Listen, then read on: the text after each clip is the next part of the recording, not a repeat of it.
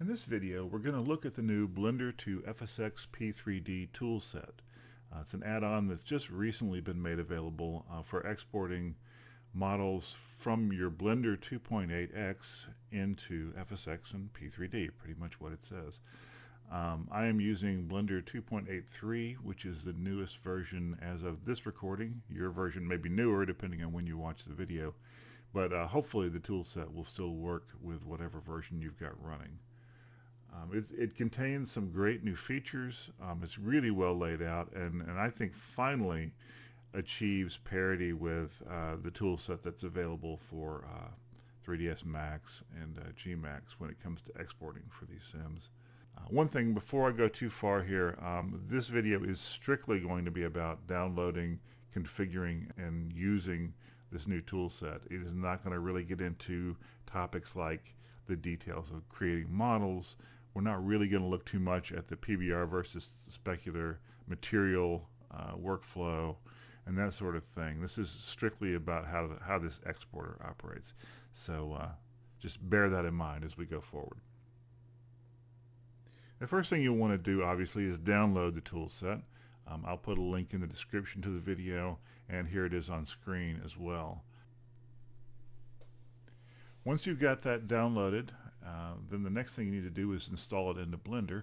Pretty much the same process you use for installing any add-on. So you go into your Edit menu, under Preferences, click Install, then you browse and find your folder, your zip file actually that contains the add-on. Click Install Add-on, and you're good to go. I am going to cancel out here because I've already installed it, as you can see.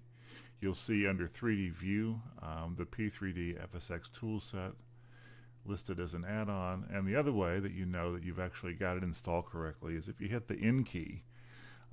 The tabbed menu that flies out from the side here will have a new entry, a new tab for our P3D/FSX, and it's got a lot of things that can be configured and very useful tools here. For the purposes of this video, I've just got your basic Suzanne monkey head here, one of the stock primitives in Blender. I've smoothed it out a little bit with a subsurf modifier set to level 2, and I've set to smooth shading, so it looks a little better than it would by default. But at any rate, this is what we're going to be configuring, setting up, adding materials for, and exporting into P3D. The first thing to do when starting any new project is to go up to the tab panel here, and under the P3DFSX Toolset settings, make sure the correct SDK is selected that matches the sim that you want to export for. They're pretty much all here. All versions of P3D are here, along with FSX SE and the FSX Acceleration SDK. So make sure you got the correct one chosen. And of course, make sure you've got that SDK actually installed properly and that you've run the config SDK executable so that your system is aware of all the correct paths that it needs to have in order for this all to work. Once you've got that done, you essentially just click the Initialize the SDK button, and that should set everything up properly in Blender. I have found that you really only have to do that once per new project. However, the documentation says to do it every time you restart Blender. There's certainly no harm in doing that. And certainly if you've made any changes to your model.def.xml in between sessions, then you'll for sure want to click Initialize SDK again. And if for some reason it fails, if it gives you an error when you initialize, you can also use the other button here to manually find the model.def.xml file that's in your SDK. It's just a little slower, and I have found that it almost always works when you just click Initialize SDK. And essentially from that point, then it's just a matter of beginning to set your model up, create some materials, and get it ready for export. So let's have a look at doing that with Suzanne here. I have got just a base monkey head here. I'm going to switch my view, use the Z key, and switch to Material Preview. Doesn't look like much right now because we haven't set up a material for her. So I'm going to click on the Material Properties button here, and let's set up a new material. Let's call it Suzanne. See, I've already done that once. You can tell that I've been practicing. Suzanne.001. Anyway, so you've got your Suzanne material, and now it needs to know what kind of material we want to use. So if you go down here to the P3DFSX Material Params and expand that, you've got one choice to make at the beginning. You've got to choose whether you want a Pbr material, physically based rendering, or if you want a specular material. Specular material is essentially the old way of creating materials. Pbr is the newest as of P3D 4.4, I believe. And it's what I've been using almost exclusively, but there's certainly nothing wrong with using speculars as well. If you're working with any version of P3D before 4.4, or if you're working for FSX, then specular is the option you want to choose. I'm going to choose Pbr material. So the first thing you see in your P3D FSX Material Params panel here is a set of file open slots for the various types of texture sheet that the material have. Options include the albedo, which is the basic diffuse texture, a metallic, a normal texture, and then detail and emission, which you may or may not have a use for. The emission is basically your night texture. So I know at least for scenery developers, that's something that we use a fair bit. Detail I haven't really used much at all in my 17 plus years of doing scenery, but I'm sure it's got its uses. I just never really delved into it. For this example, I created some texture sheets in Substance Painter, just basic metallic textures, and gave her some kind of freaky ivory and reflective eyes. So let's get those open here. I'm going to go to Suzanne.tga. That's for my albedo texture. Actually, one of the cooler things about this new version of Blender is that the material, the texture sheets that you select for your material show up immediately in the viewport as soon as you select them, which is not the way it used to work in 2.79 and below. And I really like that because it helps keep everything tightly synchronized between the material you're creating and what you're actually seeing on screen. So you don't have to go into your UV image editor anymore and open an image and apply it to the model before it'll show up. So that's pretty cool. Let's select our normal map here, Suzanne normal, and I'm going to grab, this will be the biggest difference, I'm going to grab my metallic map here, which is Suzanne metallic.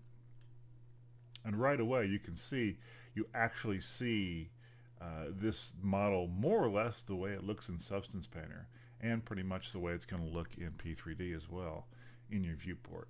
So that's pretty slick actually to be able to see that. And if you want to do some fine tuning to the view here, if you go to this little settings button right up under the render type select list here, you can see that there is an HDRI image that's being used to light the scene right now. And you can choose from a number of built-in options.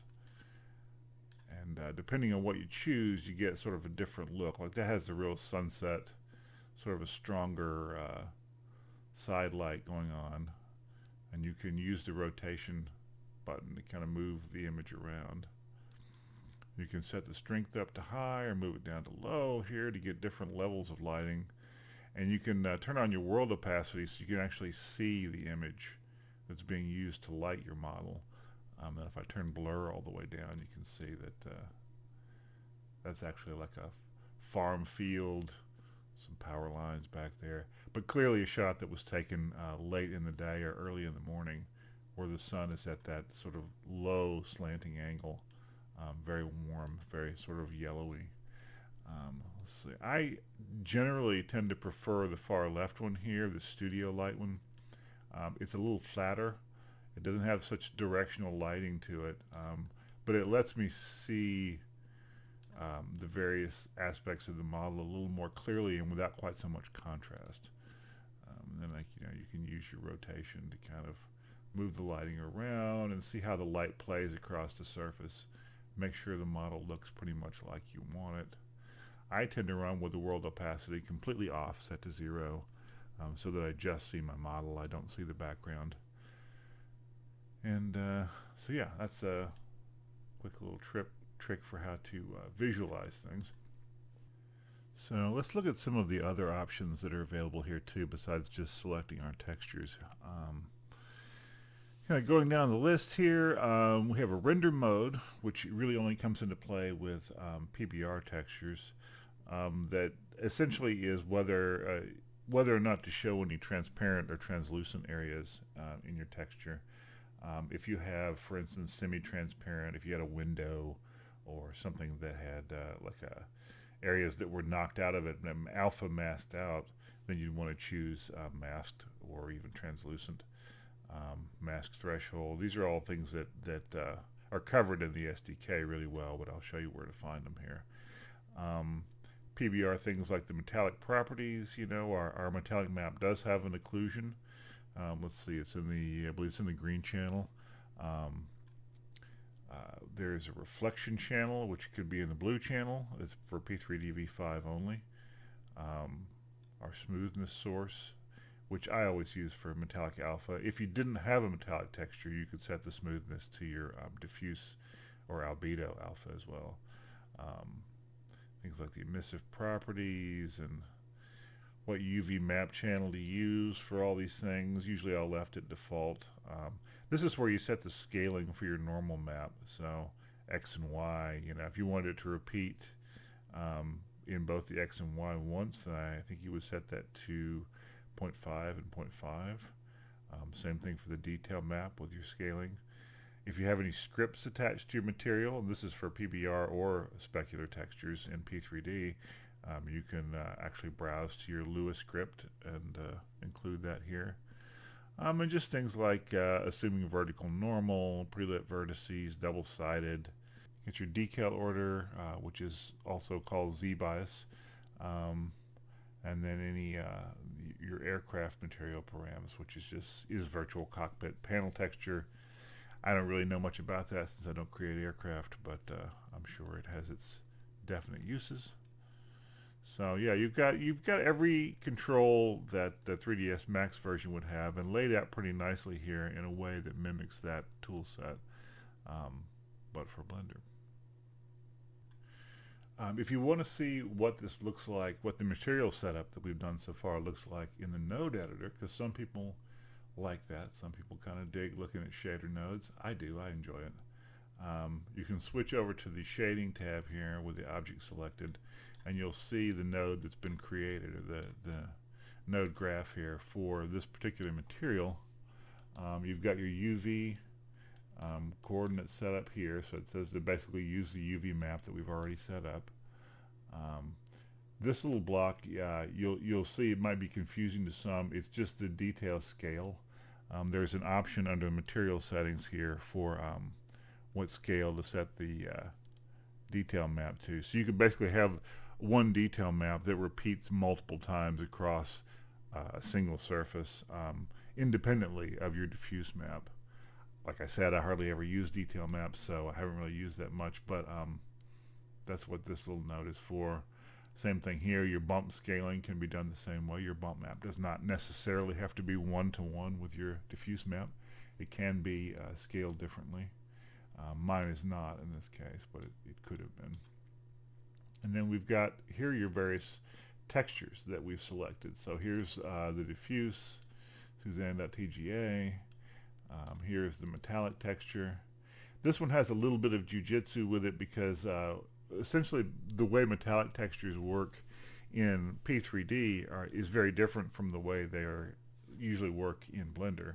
So we've got to do a little separating here. We've separated the red channel out of the image. So taking the image itself, piped it into the separate R node, taking the red channel and attached it to metallic, taking the alpha channel here, inverted it and attached it to roughness. And the reason we had to do that was because P3D doesn't use metallic roughness, it uses metallic smoothness, which is basically smooth, obviously, it's just the opposite of rough.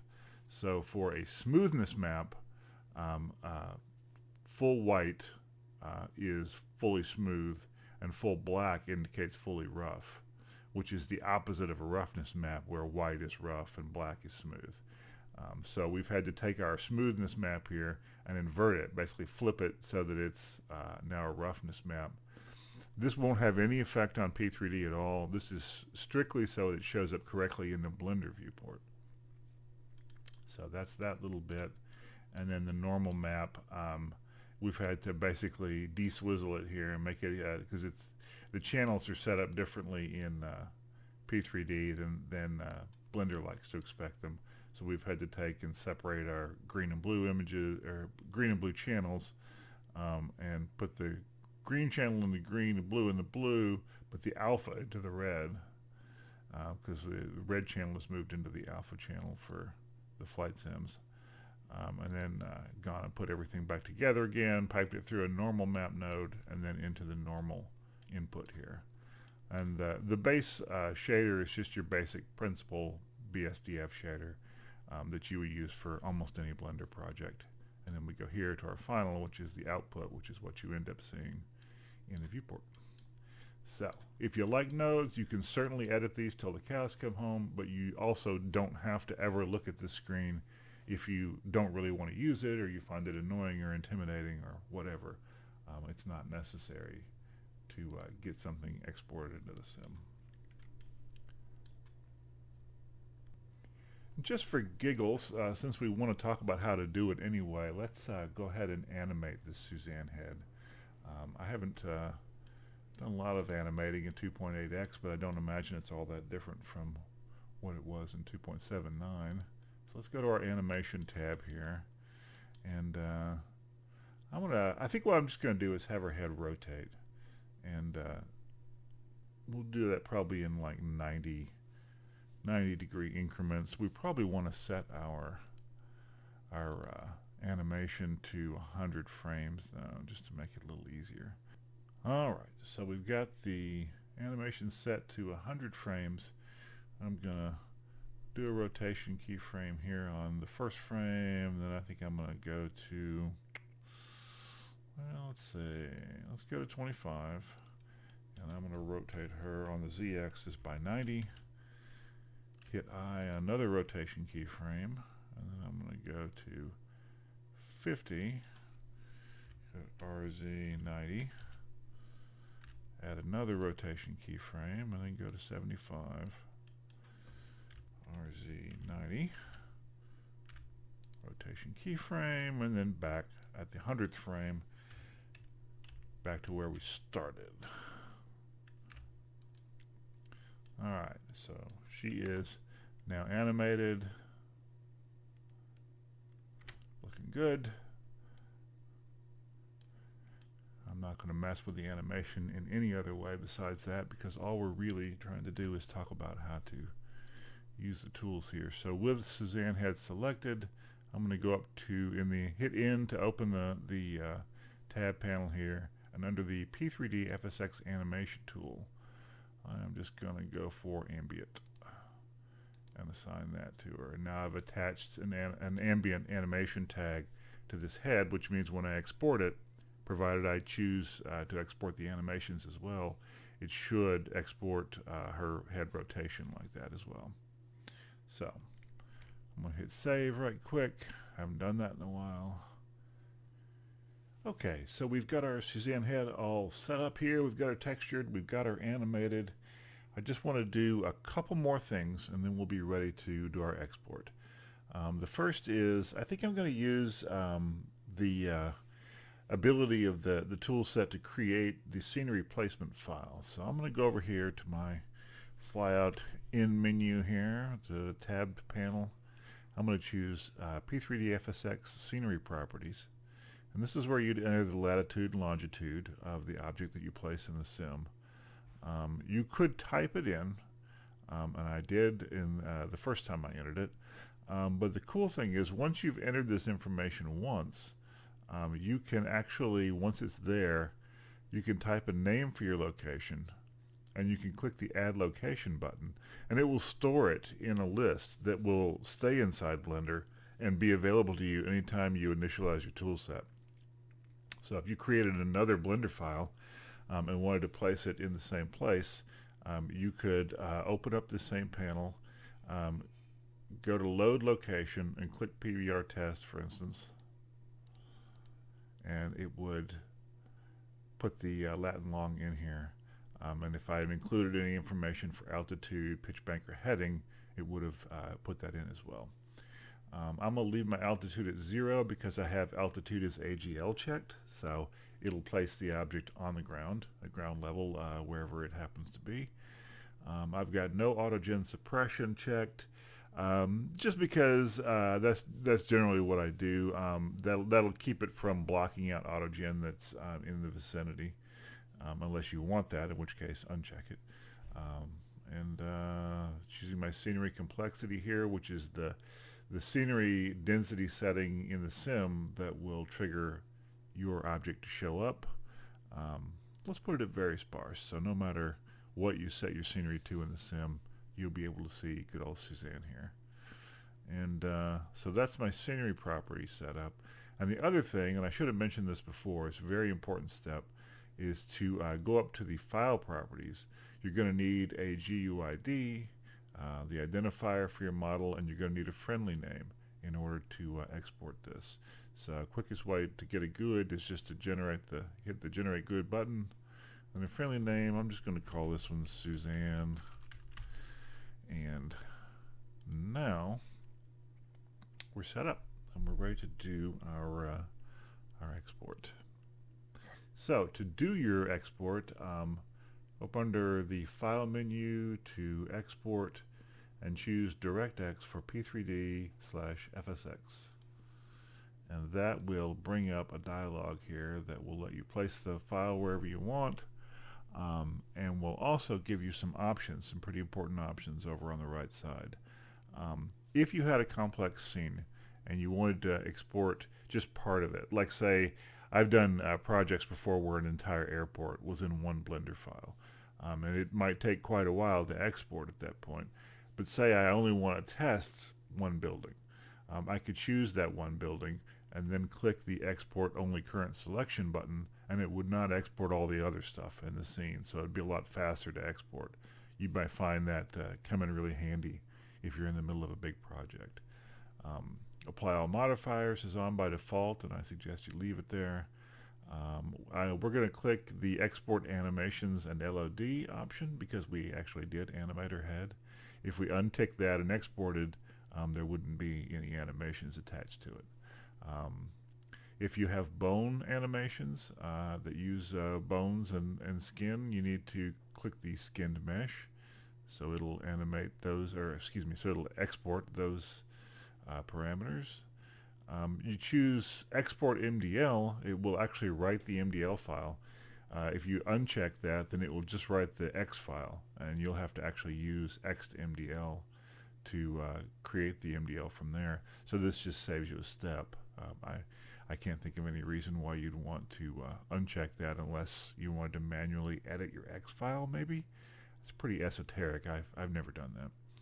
I'm going to click the Create XML Scenery Placement for this MDL, and that's going to create that BGL that I can just drop straight into P3D, and it'll put my little Suzanne head where I want it to be.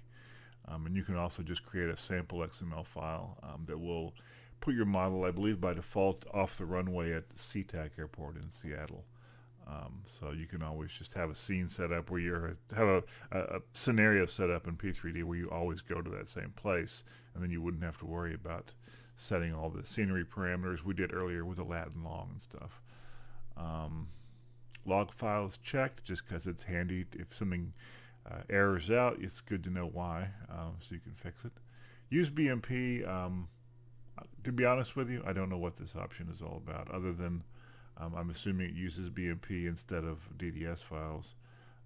I have always, as a scenery developer, always used DDS, so I've never checked that, but perhaps has an aircraft use that I'm just not aware of.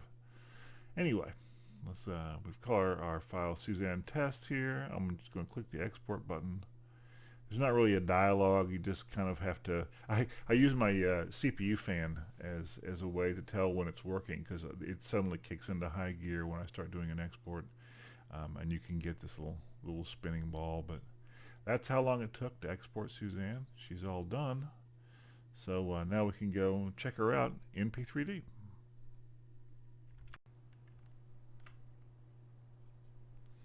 And there you have it. There's our Suzanne in all of her animated PBR glory, rotating away in prepared version 5.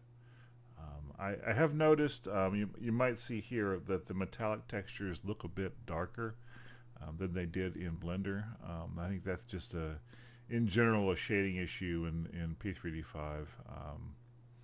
If you want to simulate that, you can always turn down the lighting in your viewport in Blender, or basically lighten things up in whatever you're using to create your textures. You can create lighter, less metallic textures in Substance or however you're accomplishing that. But that's really all there is to creating an object and getting it set up, materials applied, and exporting it into P3D from Blender.